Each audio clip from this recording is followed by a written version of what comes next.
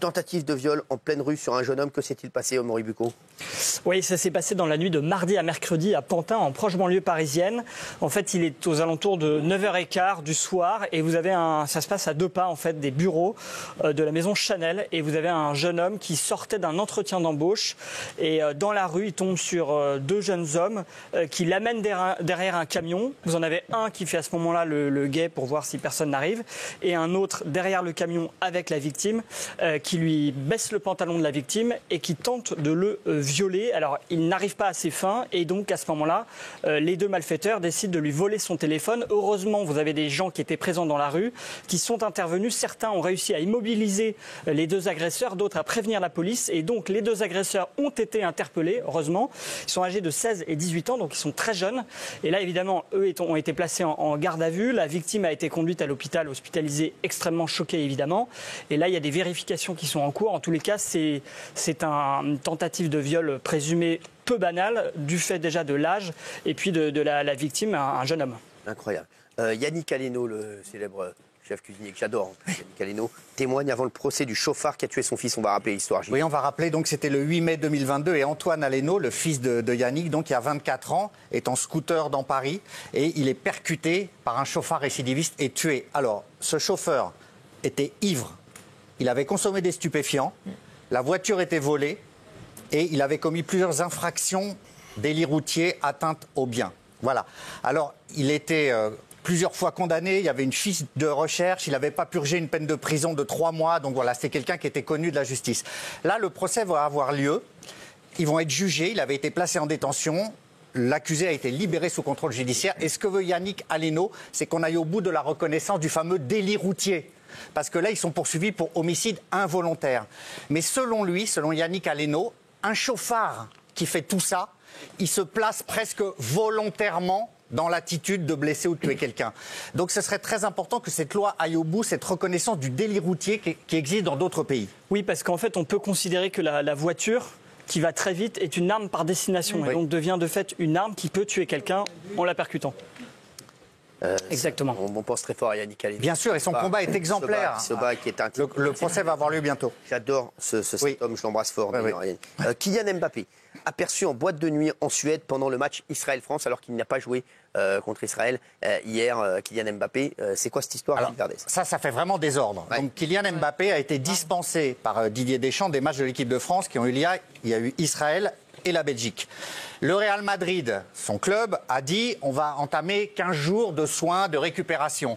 Et en guise de récupération, Mbappé était en boîte de nuit à Stockholm, en Suède. Il est allé là-bas. Il avait un bonnet, il était masqué. Il a été vu par un média suédois qui a sorti les photos.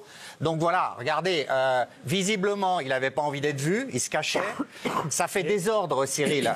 C'est le capitaine de l'équipe de France quand même, c'est un symbole, qui n'est pas là pour des matchs des Bleus, qui doit se remettre en forme, il va en boîte. Moi, je veux bien, les joueurs peuvent aller en boîte. Restaurant, c'est pas une boîte, c'est au restaurant Chez Joly, c'est un établissement de luxe spécialisé dans la cuisine française. Oui, c'est une sortie nocturne. Ouais. Alors Ah non, et après, il est monté dans un van noir direction la discothèque. Eh oui. Voilà, donc ça fait vraiment désordre, quoi. Je pense que ça aurait été mieux et plus clair que le Real Madrid l'isole 15 jours pour lui faire récupérer de sa blessure. S'il est blessé, on ne va pas en boîte. Ou alors, on est avec l'équipe de France. Voilà. Incroyable, cette histoire. Affaire des rugbyman. Un nouvel élément pourrait relancer l'enquête, Amaury Bucco. Oui, c'est ça. En fait, c'est un certificat médical qui a été versé au dossier le 3 octobre dernier. C'est un certificat qui a été réalisé par une hématologue et qui indique que la victime présumée des 2 rugbymen français ne souffrirait pas de la maladie de Willebrand. Alors pourquoi c'est important? Déjà, la maladie de Willebrand, il faut savoir que c'est un syndrome qui empêche la coagulation du sang et donc qui entraîne des bleus. Et il faut savoir qu'une partie de la défense des rugbyman, mais aussi du travail du parquet, était de dire que cette femme souffre de cette maladie, d'ailleurs elle-même l'a reconnue, et donc que les bleus qu'elle portait, qu'elle avait sur le corps le jour de son dépôt de plainte, n'était pas dû au coup porté par le rugbyman, mais à sa maladie. Donc évidemment, si elle n'est pas malade, on se demande d'où viennent les bleus qu'elle portait sur le corps. Alors, avec ce nouvel élément dans l'affaire, évidemment, les avocats de la victime demandent à ce que l'enquête soit relancée, parce que je rappelle que cette enquête est sur le point de se conclure, puisque le 18 octobre prochain, il doit y avoir une audience de non-lieu, puisque le parquet a estimé sur la base de rapports médicaux et psychologiques psychologique, que la version de la victime n'était pas assez solide, qu'il y avait des contradictions. Et donc, le parquet demande un non-lieu. Le 18 octobre, il va donc y avoir une audience. Le parquet va demander ce non-lieu. Les juges vont trancher. Et ce qu'on sait, c'est qu'en tous les cas, la victime et ses avocats ont déjà déclaré qu'ils allaient faire appel s'il y avait ce non-lieu qui était décidé. Oui, Gilles. Oui. Pour l'instant, c'est... Pour le moment, les deux rugbymen sont là, ils peuvent rejouer, mais c'est vrai que... Ils sont toujours mis en examen. Exactement, ils sont mis en examen alors qu'on s'acheminait vers un non-lieu. Là, du coup, l'histoire de l'absence de cette maladie pourrait remettre en question cette conclusion heureuse pour les rugbymen. P. Diddy, le célèbre rappeur américain, accusé de violence sexuelle, il reste en prison. Il sera jugé, ça y est, on le sait, en 2025, il reste en prison. 5 mai 2025, oui. Voilà, alors cette fois, ses avocats, contrairement aux fois précédentes, n'ont pas demandé de remise en liberté parce qu'ils savaient qu'ils ne l'obtiendraient pas. Alors, ce qui est en train de basculer dans un tour encore plus dramatique, c'est qu'il y a une ligne téléphonique qui est ouverte, des victimes se manifestent et l'avocat de l'ensemble de ces victimes a dit « j'attends le procès pour balancer ». Et les noms que je sortirai, vous n'avez pas idée de la déflagration que cela causera. Donc pour le moment, on n'en sait pas beaucoup plus. Voilà. Il y a plus de 120 nouvelles plaintes qui ont été déposées pour viol. On parle d'hommes, de femmes, de majeurs, de mineurs. Et ce qui est ressorti, c'est le garde du corps de P. Diddy qui l'a dit, c'est que le chanteur Usher, qu'on connaît tous, qui a 10 ans de moins que P. Diddy, aurait été agressé sexuellement par P. Diddy lorsqu'il n'avait que 13 ans, qu'il était mineur et que P. Diddy avait donc 23-24 ans, et qu'il l'aurait violé de manière tellement violente qu'il l'aurait fait saigner au niveau du rectum. Voilà. Et agression extrêmement violente. Bien sûr, il y a l'histoire de Justin Bieber aussi. L'histoire de Justin Bieber, alors on voit plein de vidéos de Justin Bieber qui étaient entre guillemets sous la tutelle de P. Diddy, parce qu'il faut savoir que c'est Usher. P. Diddy a lancé Usher et Usher a lancé Justin Bieber. Et on voit des vidéos de Justin Bieber dans un état bizarre avec P. Diddy avoir des gestes un peu déplacés. Et à la lumière des faits qu'on connaît aujourd'hui, on se pose plein de questions. Et Justin Bieber est resté très silencieux. Il a juste mis une story.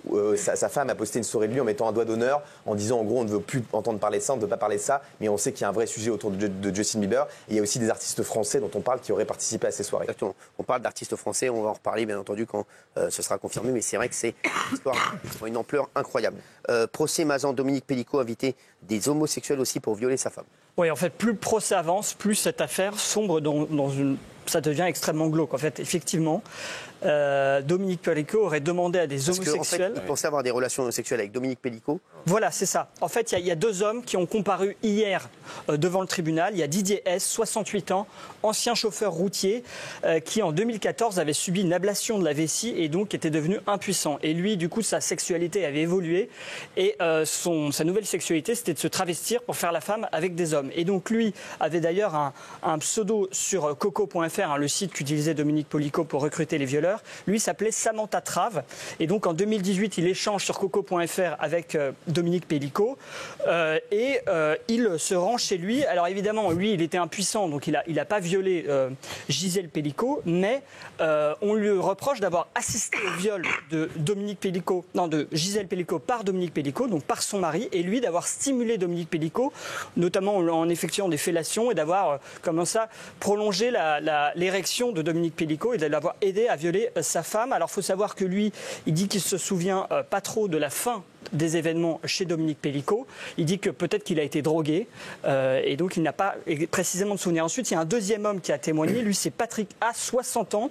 Alors lui, là, il explique qu'il avait une vie affective assez médiocre, un mariage raté, et qu'à partir de là, il a commencé à dériver dans sa sexualité. Il allait sur des aires d'autoroute, dans des arrière-salles de sex shop, et il a eu des rapports homosexuels. Et donc lui aussi raconte que Dominique Pellicot l'a fait venir chez lui. Lui aussi pensait avoir des rapports sexuels avec Dominique Pellicot, mais Dominique Pellicot l'a poussé, si vous voulez, a réussi à le convaincre d'avoir un rapport sexuel avec Gisèle Pellicot. Alors là, la particularité de Patrick A, c'est que lui a reconnu le viol, mais il n'a pas trop eu le choix, puisque là, la police a trouvé en fait des traces, des échanges entre cet homme et Dominique Pellicot. Ces échanges sont absolument atroces et vous allez voir très explicites. Alors voilà ce que déjà l'annonce postée par Dominique Pellicot sur le site coco.fr.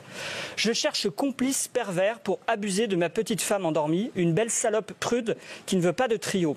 À ce moment-là, Dominique Pellicot écrit à Patrick A et lui dit: est-ce qu'elle t'excite?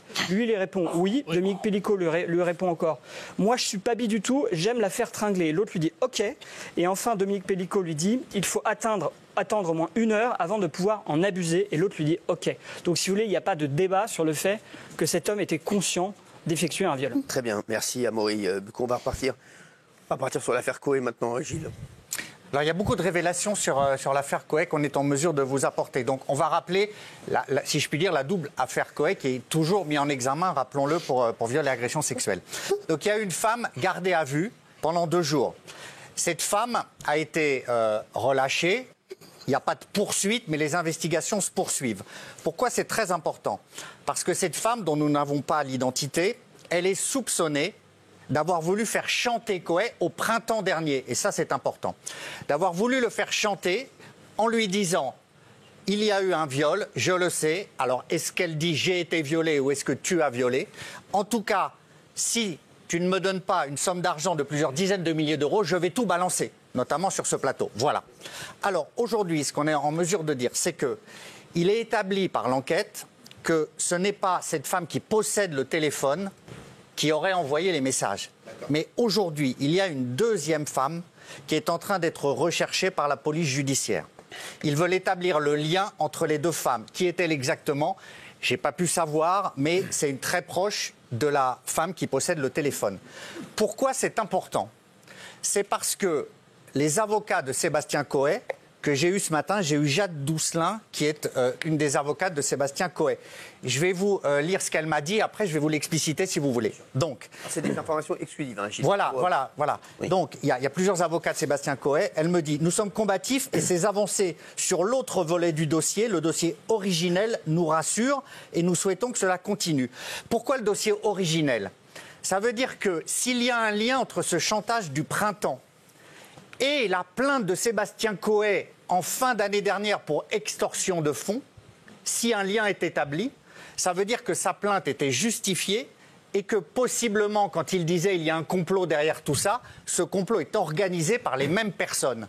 Donc ça fragilise la thèse de l'accusation, ça renforcerait la défense de Sébastien Coé.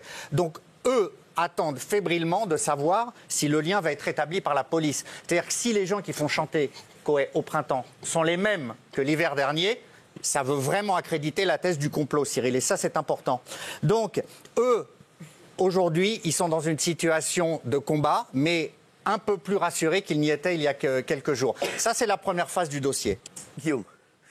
Oui, l'information, c'est que Coé a déposé une plainte contre Julie pour tentative d'extorsion de fonds en bande organisée. Donc il soupçonne qu'un de ses anciens collaborateurs serait à l'origine de la manipulation de Julie. D'accord. Donc je vous ai fait un petit schéma pour résumer l'affaire.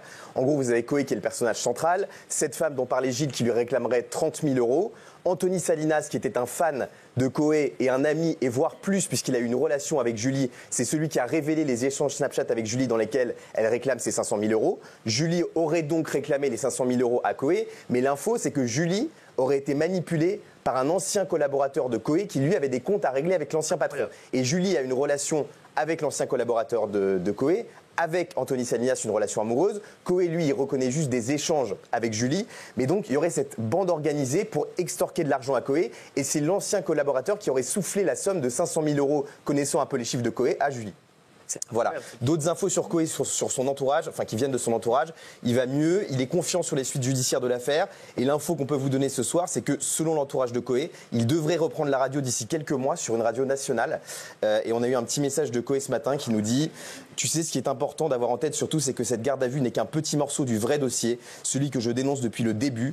Tout le reste n'est qu'une réponse à ça, la tentative d'extorsion dont j'ai été victime il y a un an. » Voilà. Incroyable, hein, Gilles. Donc, Oui, parce que s'il y a un lien établi, lui, il porte plainte en novembre 2023. S'il y a un lien établi entre tous ces, entre guillemets, on met le conditionnel, tous ces supposés maîtres chanteurs, ça veut dire que le grand complot, la manipulation qu'il dénonce depuis le début visant à lui nuire, elle pourrait être avérée. Donc voilà, là, dans son camp, c'est les mêmes infos que Guillaume, du côté de ses avocats, de son côté à lui, c'est l'optimisme qui aujourd'hui prévaut. merci à tous. Allez, tout de suite, on vous laisse avec Laurent Gérard sur C8. Merci.